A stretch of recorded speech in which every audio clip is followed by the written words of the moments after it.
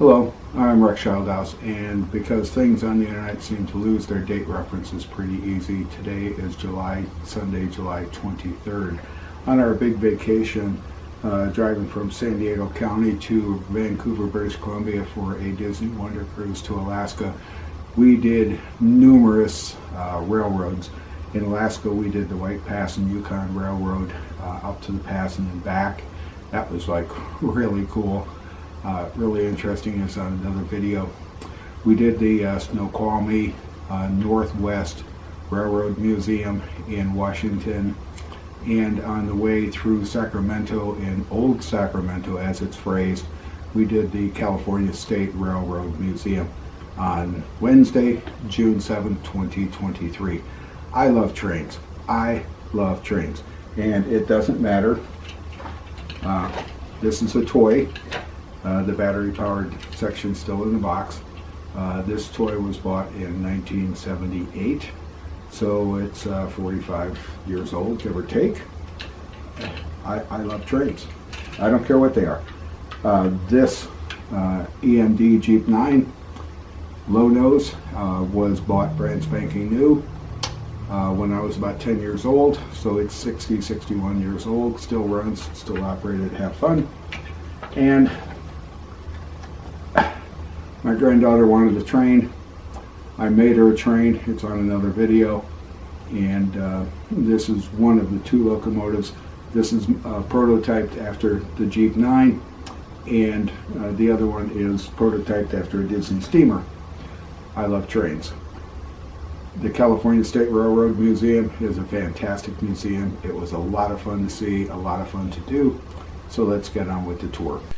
This is the California State Railroad Museum as you approach it, and it is deceptive because it is a huge facility. The first locomotive that they talk about and the one you walk into is the Central Pacific number 1, which is this absolutely beautiful 440, and reading the data plate on it, it was made by the Richard Norris and Sons company in Philadelphia and then brought around the Horn of South America to run inside, to run in the state of California. If you look at it, it is a wood burner. It would later be converted to be a coal burner. You know that it's a wood burner if you understand steam locomotives by that funnel shape smokestack. And what that did was Venturi effect. As the smoke and cinders come out, the pressure is released.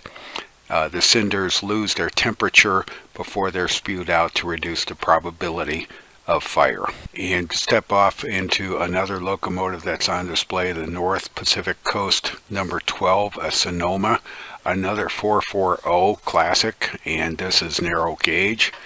Beautiful restoration work. These locomotives look like they're brand spanking new. The Virginia and Truckee Railroads number 13, which is an Empire. And looking at the specs on this one here, it's another Baldwin locomotive. It was beautifully restored. It is a 260, so it's not a quote-unquote typical American. Beautifully restored though. And in the photos, it looks like it was converted from wood to oil or coal. Coal didn't have the cinder issue that wood did. Wood steamers had that funnel shape smokestack for that Venturi effect to reduce the heat of the cinders as they came out of the smokestack. Coal and oil didn't have that. They were straight stack smokestacks. The signage of the California State Railroad Museum, in my opinion, is fantastic. I missed a couple of signs, or there weren't a couple there. So on the Virginia and Truckee number 18, the Daytona, it's talking about this is a Hollywood superstar. I didn't scan the QR code, so I don't know what they're talking about. It is a beautiful engine. It looks like another 440, which would mean it's a quote-unquote classic American by model. Sitting there was the Southern Pacific Railroad locomotive 4294. This is backwards. Just my personal opinion. If you have to award an ugly award, to a locomotive, this one's going to get it. I understand why they did it, because putting the engineer at the front of the train, particularly on a steamer, he has much better visibility, and therefore it's safer.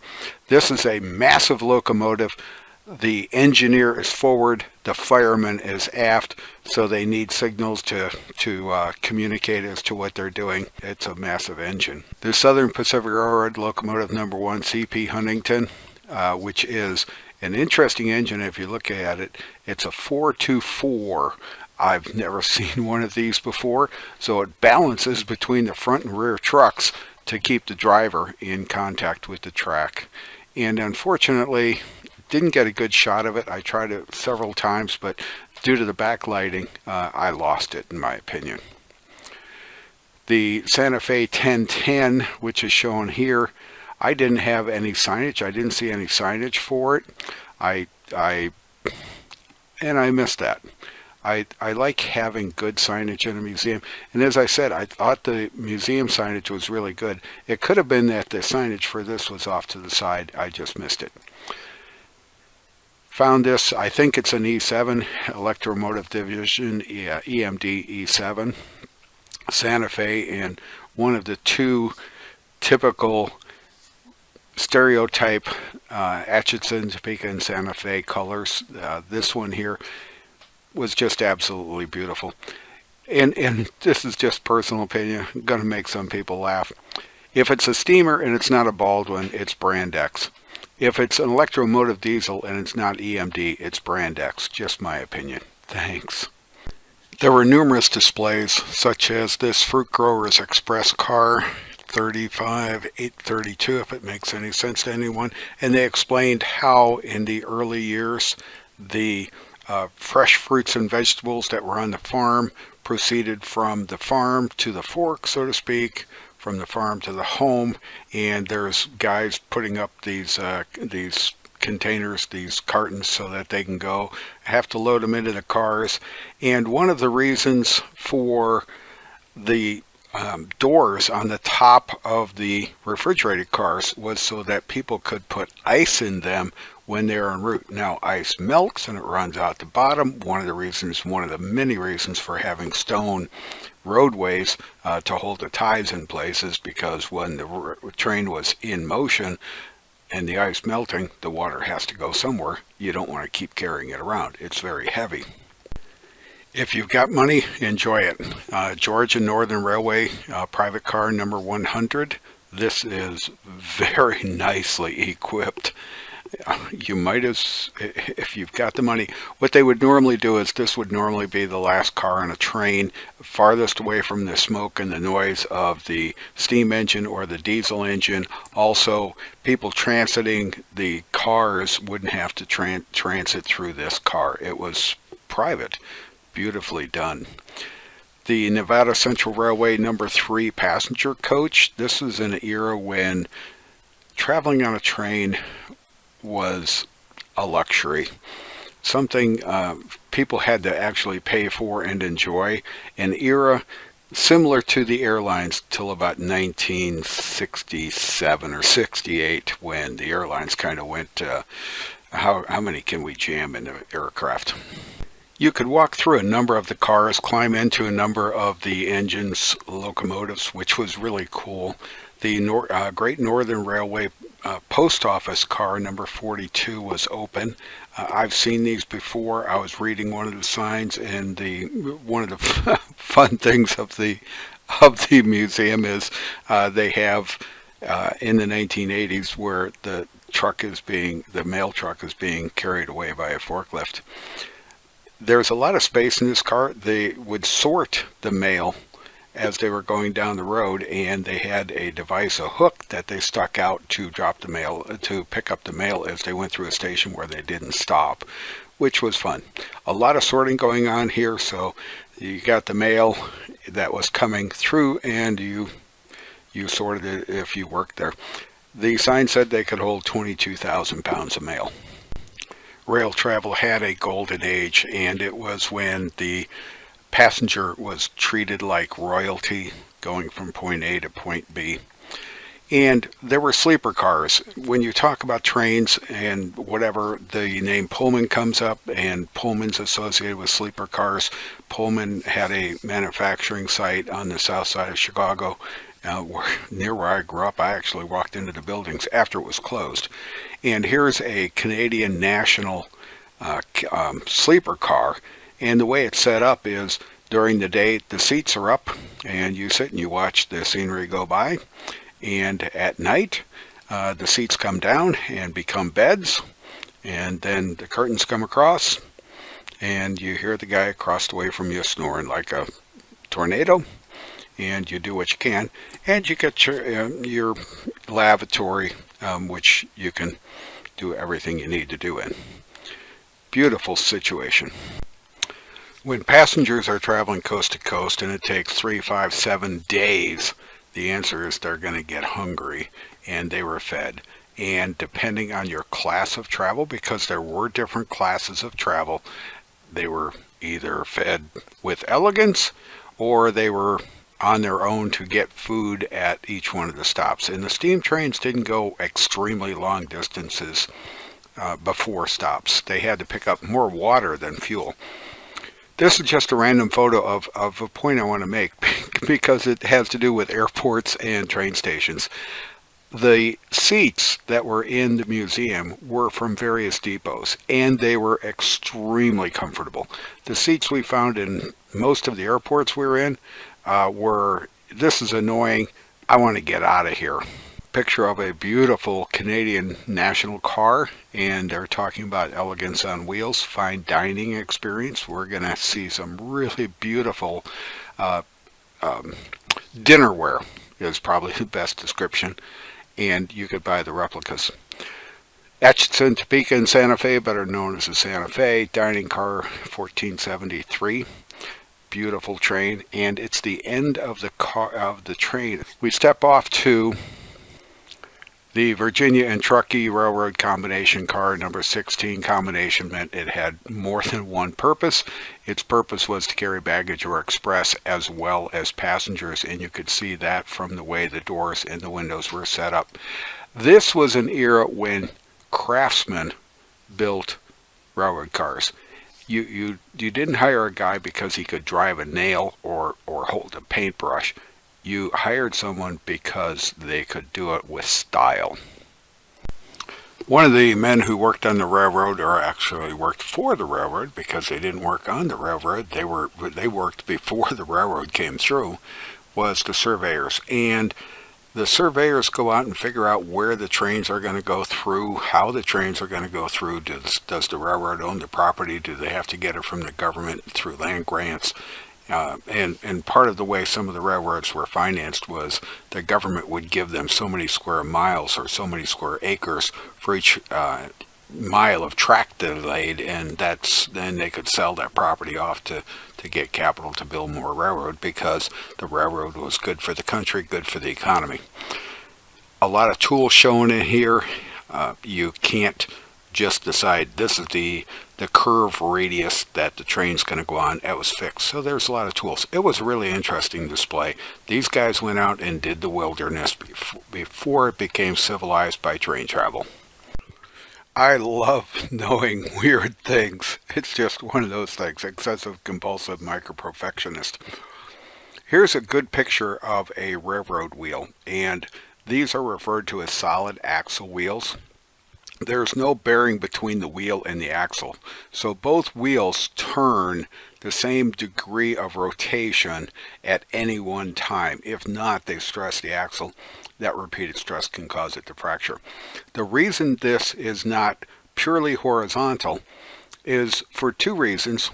Number one, when the train enters a curve, physics says, no, you want to go straight. So the car slides to the outside of the curve, and what it does when it slides to the outside of the curve is an area closer to the flange is going to be riding on the rail. So with each rotation, it covers a greater distance than the other side. The inside wheel is, as it slides to the outside of the curve, is going to have a smaller diameter of this wheel in contact, so with each rotation it travels less distance, and that compensates for the distance of the difference of the distance between the inside and the outside track on the curve. The other thing is, when it's going down a straight track, it wants to average these two out, and it keeps the flange off the rails so it's not squeaking. If you ride in particular the Orange Empire Railway trolley, which has another name now because they changed the name, it's up in Paris, California. When you ride the trolley, it screeches and screams going through some of these curves because the curves are too tight for the wheels and the flanges are up against the rails. Standard gauge, until Abraham Lincoln wrote a document in 1862 for the Transcontinental Railroad. Whatever the railroad put down was what the railroad got, and it wasn't standardized. And when two railroads came together, chances are they couldn't swap cars. 1862, we came up with 56.5 inches. Why? Nobody really knows, but it's standardized what's called standard gauge. Now, the narrow gauge guys could be anything they want, and they still are, but it's commonly 36 inches. We come up with another one, and that's railroad time. Because towns could set their own time before this all got standardized, 1883, the train could leave town A at 9 o'clock and get to town B 6 miles away at 8:57, and then leave town B at 9 o'clock and get to the next town at 10:22, traveling 6 minutes. So it made no sense. It drove the railroads nuts. So the railroads came up with standardized time, and they went into it in 1883, according to the sign, and it goes like this. And it's a 24-hour clock, and it really helps their schedule. And when you put it into a 24-hour clock, and I only have 10 a.m.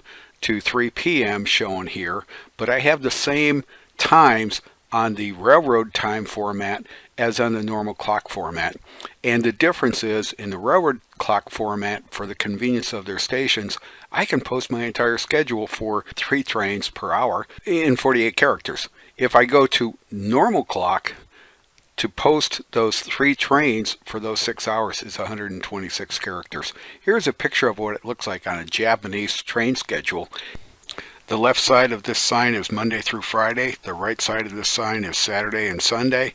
And holidays is recognized by this schedule. And the 2 different times are for 2 different train types that run through the station. Red stops at fewer stations than the blue, and this is actually blue, it's not black, it's blue. If we had the green schedule, which the green train doesn't stop at this station, so it's not listed, the green would pass many more stations. This was a fantastic system. Definitely a different era dining car, different efficiency level dining car than the earlier one. This one here, though, in the dining room had the same degree of elegance, if you want to refer to it as that. And in one of the dining cars, they had this massive display of different types of dining that would have been given to the passengers, and they identified it by the railroads that were providing it. Really interesting. And I mean, this was class travel. And they talked about the porters and the waiters that would have serviced the people in those cars, and the riders at this level. And as I said, there were different class riders. The riders in this level were treated like royalty.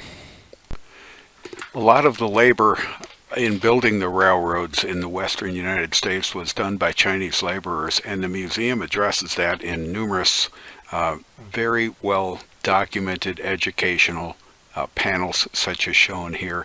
And there's some really good exhibits, displays as to how the railroad was built and identifying those who built the railroad.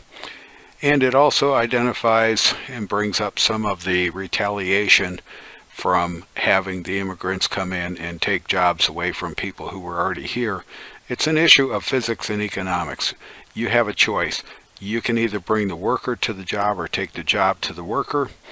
And it's really hard to take the job to the worker when you're building a railroad in California and your labor is from China. Artifacts of things that they brought in and some of the tools that they used. Extremely interesting displays on this particular subject. The Transcontinental Railroad was obviously a major influence on California as well as the rest of the United States, and there was a bit of gamesmanship between the eastbound trains and the westbound trains, and the westbound trains took a lot of pride in the fact that in one day they laid 10 miles of track, and it was on a bet. When they got to Promontory, Utah, a big ceremony was held. Kind of interesting if you read it. And the one photo shows the two locomotives coming nose to nose. The one on the left is a wood burner. You can tell by the funnel on the stack. The one on the right is oil or coal, most likely coal. I'm just guessing. And when the ceremony was held and the pictures were taken and whatever else, there were some issues because some of the key players or people that certain players thought should have been there weren't there. They were painted into the pictures. A lot of information about how those two, what happened at Promontory, Utah, and how it united the United States.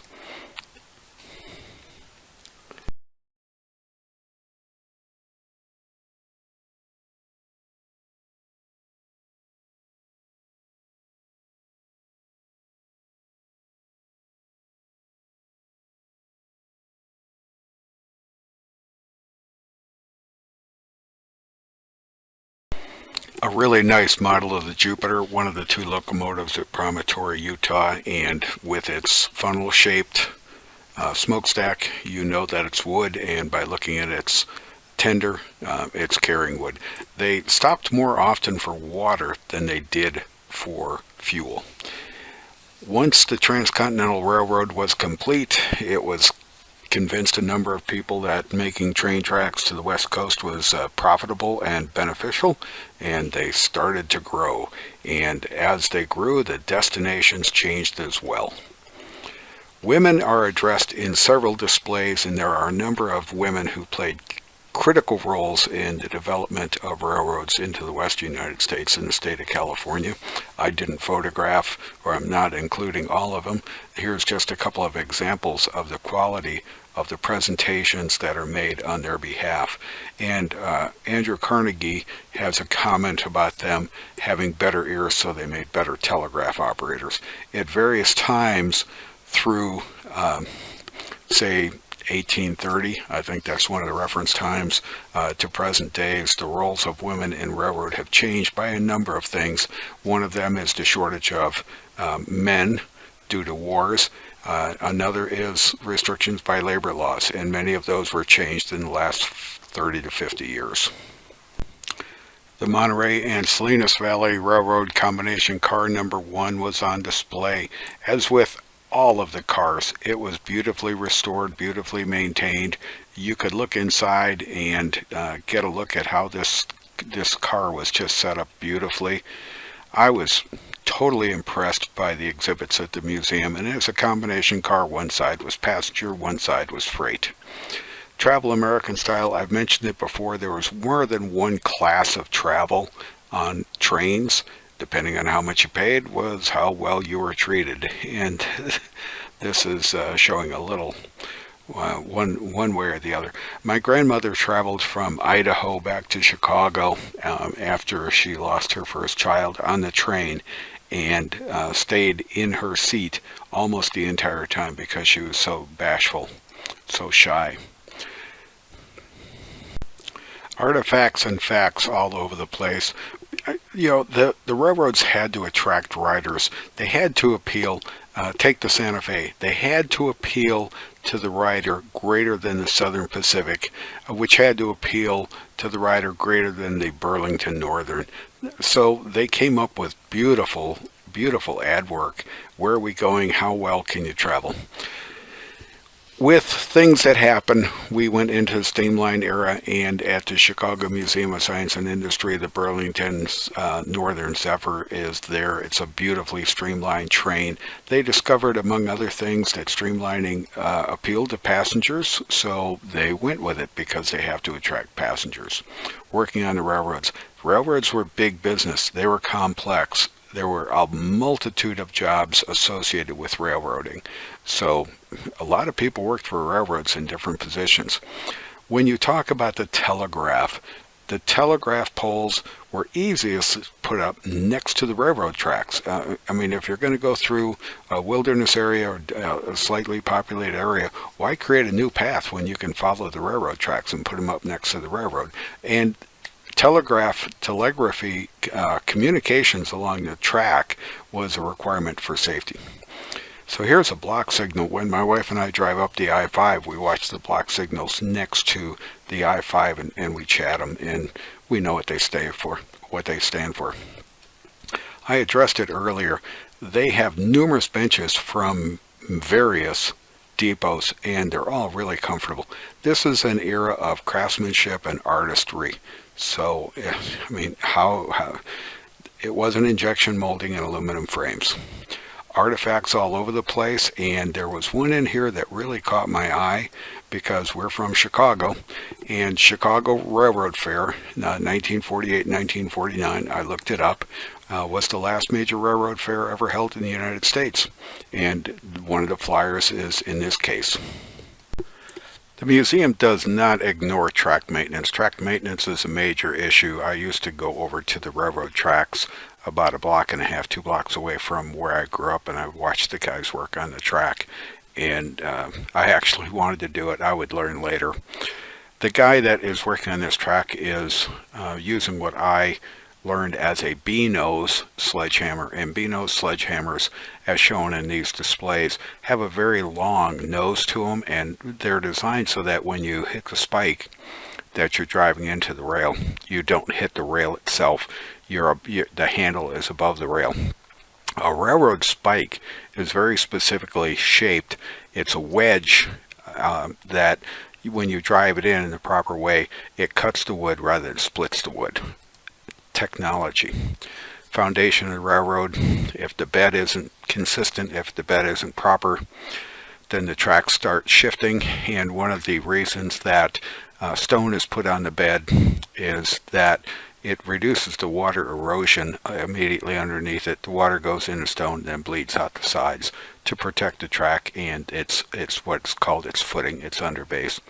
All sorts of little vehicles run around the track, and I always wanted to buy one just because I think they look neat. I don't have a track to run them on.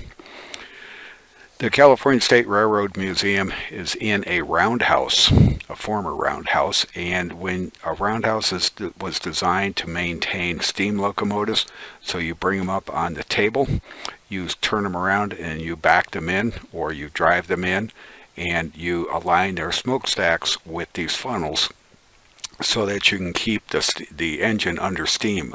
It powered itself, had all of its own accessories, so it was independent. But if you let it get cold, if you go to what a state called cold iron, then it takes a long time to bring it back up. You can't just go full heat on the fire and then give it 20 minutes. It takes quite a bit to come up.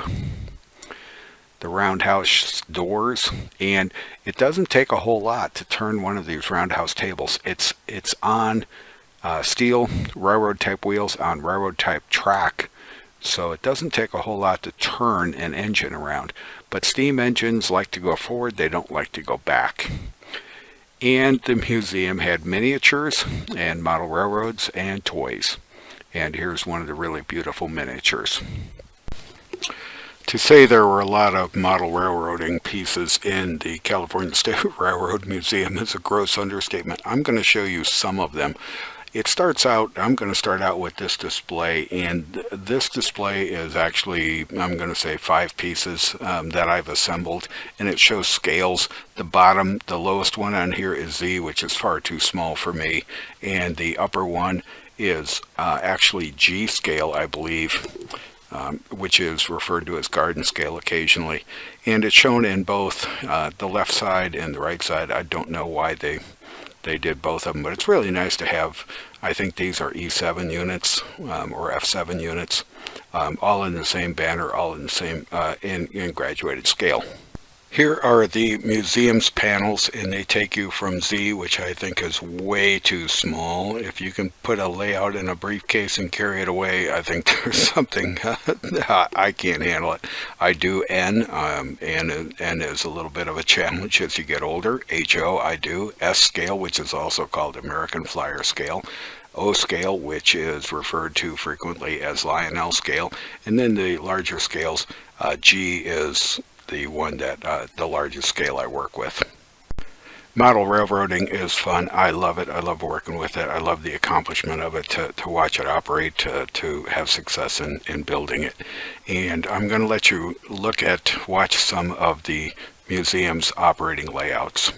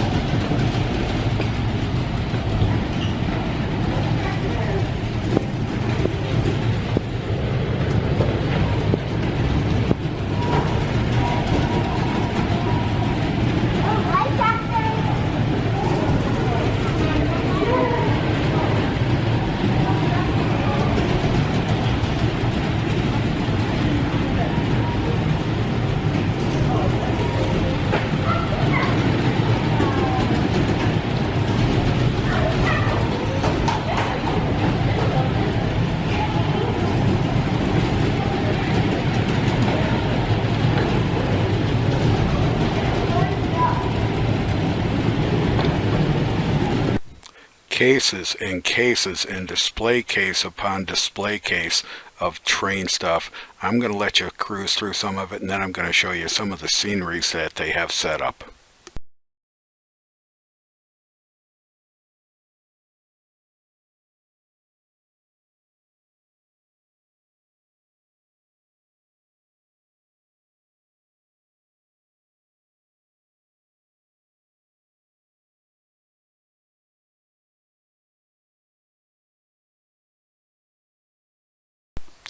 These are some of the displays of the layouts that they had in the museum, and they're fully detailed.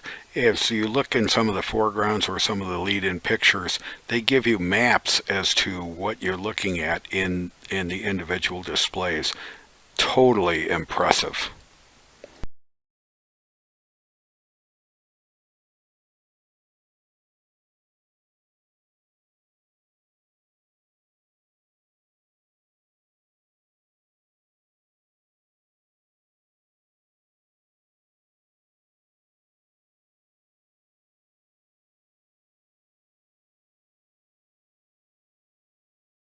This picture has two trestles in it. The larger trestle, it says, is for large scale. I assume that's actually O, and the smaller one is N.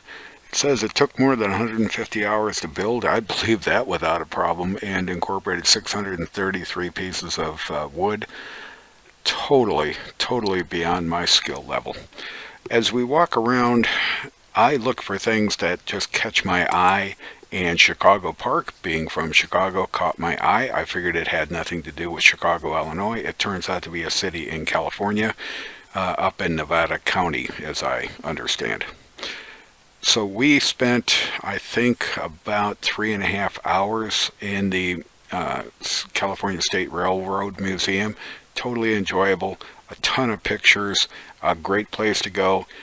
Thanks for watching. Hope you have the opportunity to see it if you love railroads. It is for all ages, especially because of the activities they have for kids with the model railroad stuff.